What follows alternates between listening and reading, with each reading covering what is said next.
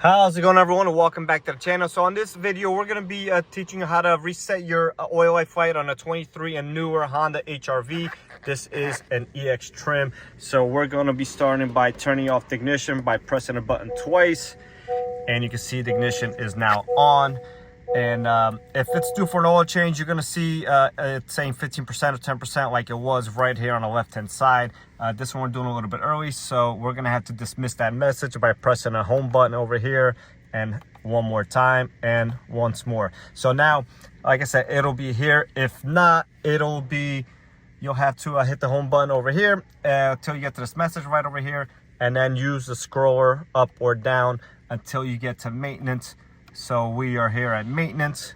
You're going to press down on the scroller one more time, and now you should see the oil life message. You're going to press and hold, and you're going to keep holding for about 10 seconds or so. Just keep holding it, and here we are. So now that is the message there. You're going to use the scroller to go up or down.